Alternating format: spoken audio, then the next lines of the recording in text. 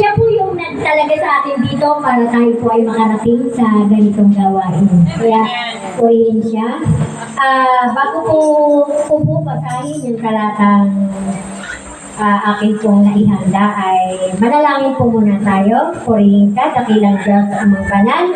Marami pong salamat sa mga oras na ito na narito kami upang kami po ay patuloy na tumanggap ng biyayang spiritual, maging ang biyayang pisikal, Panginoon. Salamat, Panginoon, sa inihanda mo ngayong araw na ito na kami po ay narito, malakas, masigla at punong-puno ng kagalakan sa aming mga puso, Panginoon. Kaya sa iyo po namin itinitiwala ang mga oras na ito. Basbasan niyo po, Panginoon, ang aming pong pagsasalu-saluhan mga salita, Panginoon, at nawa ikaw po ang patuloy na mangusap, kumilos, Panginoon, sa bawat salita na manggagaling sa nagsasalita, Panginoon. Gamitin mo lamang siya, Panginoon, ang kanyang bibig upang ikaw po ang patuloy na maitas. Kaya salamat, Panginoon, sa iyo po ang lahat ng papuri at pasasalamat sa parangalan ni Jesus. Amen. Basahin po natin ang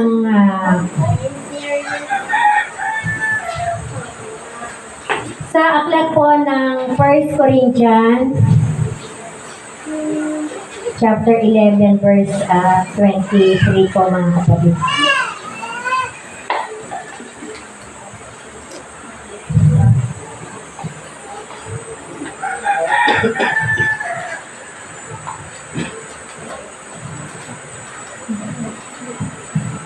Sabi po sa 1 Corinthians chapter 11 verse 23 hanggang verse 29 po, mga kapatid. Sapagkat tinanggap ko sa Panginoon ang ibinibigay ko naman, sapagkat tinanggap ko sa Panginoon ang ibinibigay ko naman sa inyo, na ang Panginoong Jesus ng gabing siya'y ipagkanulo ay damampot ng tinapay. At nang siya'y nakapagpasalamat ay kanyang pinagputol-putol at sinabi, ito'y aking katawan na pinagputol-putol dahil sa inyo. Gawin ninyo ito sa pag-aalaala sa akin. At gayon din naman, hinawakan ng saro pagkatapos na makahapon na sinasabi, ang sarong ito'y siyang bagong tipan sa aking dugo. Gawin ninyo ito sa tuwing kayo'y magsisinom sa pag-aalaala sa akin. Sapagkat sa tuwing kanin ninyo ang tinapay na ito at inuman ninyo ang aking saro, ay inihahayag nyo ang pagkamatay ng Panginoon hanggang sa dumating siya. Kaya't ang sino mang kumain ng tinapay o uminom ng sasaro ng Panginoon na di nararapat ay magkakasala sa katawan at dugo ng Panginoon. Datapwat siya sa atin ng tao ang kanyang sarili saka kumain ng tinapay at uminom ng saro. Lahat po ay magsabi na amen? Purihin po ang ating Panginoon at sa atin po, mga kapatid, kumbaga tayo po ay naririto para kumpletohin ang gawain at iyon po nagsisimula tayo sa mga awit, opening prayer, awitan at ngayon yung exhortation na kung saan pinapaunawa sa atin na bago tayo tumanggap ng saro at ng tinapay, ito po yung ipinapaliwanag sa bawat isa, lalo na kung ikaw po ay bago-bago lang sa gawain. Subalit sa atin po na karamihan naman po sa atin ay matagal na, ay lalo pong nagbibigay ng pahayag ng ating Panginoon kung bakit natin tinatanggap ang saro at ang tinapay. At sabi nga sa verse 23 na binasa natin, sapagkat tinanggap ko sa Panginoon ang ibinibigay ko naman sa inyo, na ang Panginoon sus ng gabing siya ipagkanulo ay dumampot ng tinapay. At nang siya'y makapagpasalamat ay kanyang pinagputol-putol at sinabi, ito'y aking katawan na pinagputol-putol dahil sa inyo. Gawin ninyo ito sa pag-alaala sa akin. So ngayon intindihan natin, mga kapatid, yung mga ginagawa natin pagtanggap sa tinapay na simbolo ng katawan ng ating Panginoon at yung saro, simbolo ng kanyang dugo. Ito po ay bahagi ng pag-alaala natin sa kanyang pagkamatay, paglibing at pagkabuhay. Kaya Bakit kaya natin ginagawa ito? Dahil nga ito po yung kakumpletuhan ng aral ng ating Panginoon na kung saan yung salo-salo natin sa pagkain ng tinapay at ng saro ay bahagi nga po ito ng aral ng ating Panginoon na kung sa iba ay wala ito, ngunit dito itinatalaga natin na yung aral ay ito nga po talaga yung aral na itinuturo sa bawat isa sa atin. At gayon din naman, hinawakan ng Sara pagkatapos na makahapon na sinasabi, ang sarong ito ay siyang bagong tipan sa aking dugo. Gawin ninyo ito sa tuwing kayo magsisinom sa pag-alaala sa akin. Sa ating mga kapatid, yung kanyang simbolo, yung tinapay, ito nang pag tinatanggap natin to, inaalaala natin yung kanyang paghihirap na kung saan yung mga sakit na dinanas niya bago siya ipako sa krus. Ito yung simbolo, yung tinapay. Ito po yung pinaunawa sa atin na bago to naging tinapay. Ito po ay binasa at patuloy na kumbaga na kumpara natin sa katawan ng ating Panginoon na nangyari sa kanya na pinahirapan siya bago siya ipinako sa krus at yung kanyang dugo na tumigil sa krus ng Kalbaryo. Yun po yung dugo na krusan, yun po yung nag-alis ng ating mga kasalanan, na siyang tumubos ng ating mga kasalanan. Kaya mauunawaan natin sa panahon natin ngayon na kung hindi natin uunawain yung kanyang kamatayan, yung kanyang kamatayan, paglilibing at pagkabuhay na maguli, hindi natin maunawaan bakit natin ginagawa ang ganitong bagay, yung pagpira-piraso ng tinapay. Kung hindi natin maunawaan ito, mga kapatid, sabi nga rito sa verse 26, sapagkat sa tuwing kanin ninyo ang tinapay na ito at inuman ninyo ang saro, ay inihahayag ninyo ang pagkamatay ng Panginoon hanggang sa dumating siya. So ito na nga po, iyon nga po yung sinasabi ko kanina, at sabi po sa verse 27, kaya lang sino mang kumain ng tinapay o uminom sa saro ng Panginoon na di nararapat ay magkakasala sa katawan at dugo ng Panginoon. Unawain natin mga kapatid ito, yung talatang ito. Bakit po nasasabi na kung sino man kumain ng tinapay o uminom sa saro ng Panginoon na di nararapat ay magkakasala sa katawan at dugo ng Panginoon?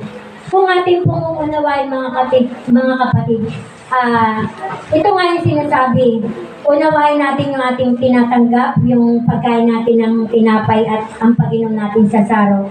Yun po yung simbolo na kung saan, kung hindi natin unawain yung kanyang kamatayan, paglilibing at pagkabuhay, ito po yung tinutukoy rito, yung nagkakasala sa katawan at dugo ng Panginoon. Kasi hindi natin nauunawain na bakit natin ginagawa ito.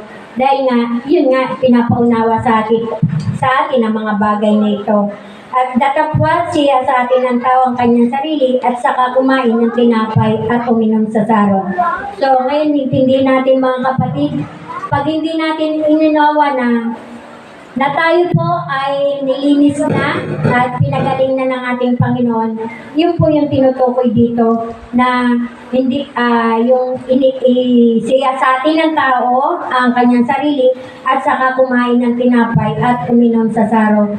Pag hindi mo nalaman na tayo ay righteous na sa ating Panginoon at sa pamamagitan ng kanyang dugo na tubos na yung ating kasalanan, yun po yung tinutukoy dito na siya sa atin datapwat siya sa atin ng taong kanyang sarili at saka kumain ng tinapay at uminom sa saro. Kasi once na hindi po natin alam na tayo po ay righteous na at tayo po ay pinatawad na sa ating mga kasalanan, ito po yung tinutukoy dito na hindi natin matatanggap talaga yung ibig sabihin bakit tayo nagko-communion.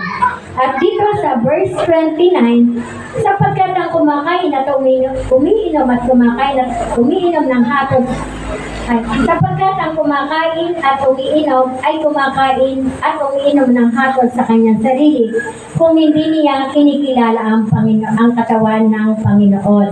Amen. At gusto ko rin pong basahin sa inyo yung sabi sa 2 Corinthians 5:21. Ang sabi po rito,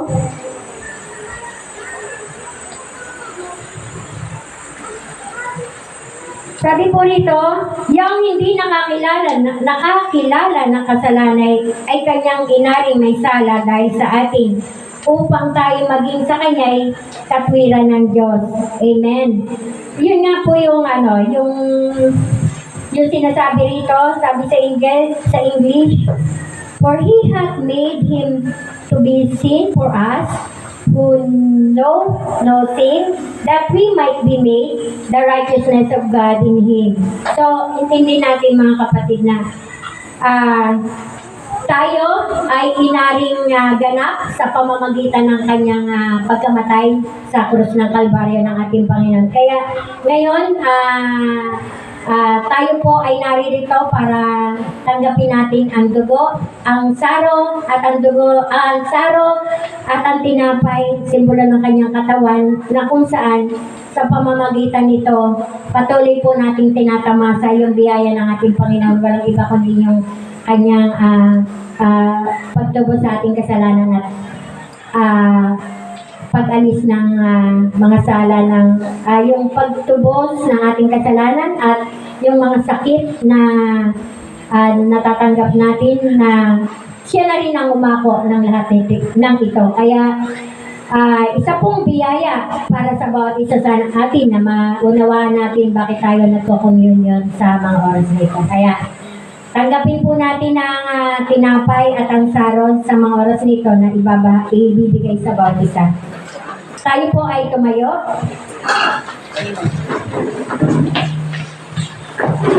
Patuloy po natin siyasatin ang ating sarili at alam po natin na ang Panginoon ay patuloy na nagtuturo sa bawat isa upang ipaunawa na ang gawain na ito ay isa pong biyaya sa bawat isa.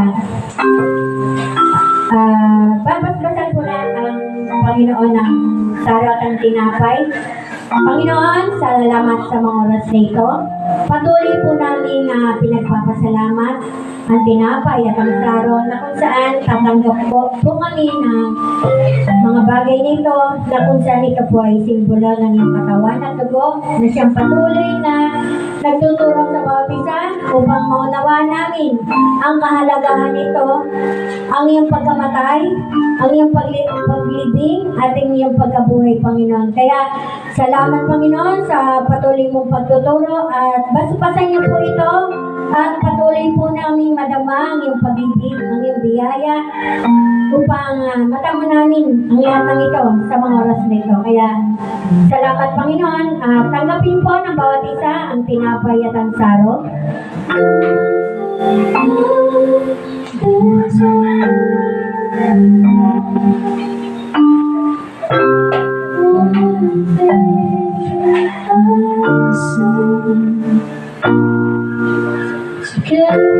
Lord, patuloy po namin pinagwala ng lahat ng ginagawa po namin.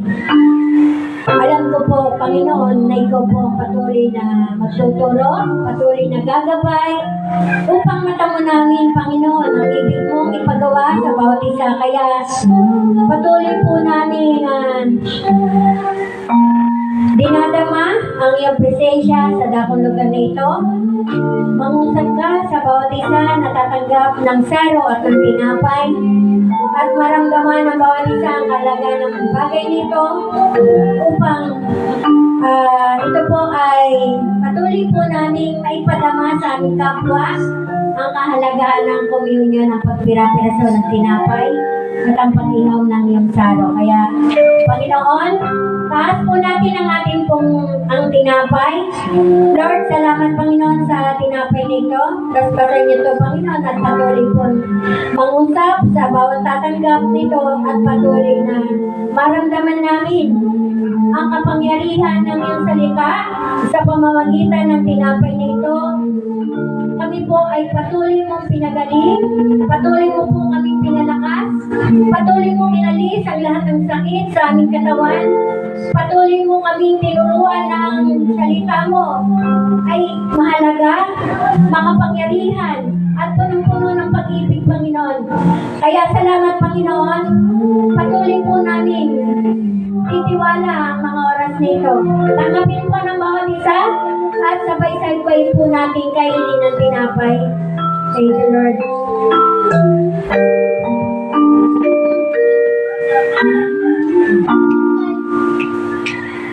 Salamat, Panginoon, at itaas po natin ang saro. Lord, salamat, Panginoon, sa iyong dugo na alam po namin na ito po ay, bagamat ito po ay simbolo na lamang sa panahon namin ngayon, subalit ang kahalagahan nito ay pag ito po ay nag-take namin, pumasok sa aming katawan, doon po nagsisimula ang iyong kapangyarihan upang maramdaman namin na ikaw po ay Diyos na siyang nagalis ng lahat ng aming pong mga kasalanan, Panginoon. Na patuloy po namin nararamdaman sa patuloy po namin sa patuloy po namin buhay dito sa sanlibutan ito, Panginoon. Kaya maraming salamat, Panginoon, at patuloy mo pong basbasanan lahat ng ito. Tanggapin po ng bawat isa, inumin, sabay-sabay po natin inumin ang saro. Salamat, Panginoon. Palakpakan po natin ating Panginoon. Praise God. Hallelujah. Thank you, Lord. Thank you, Lord. Praise God, Panginoon. Tayo naman po ay dagabos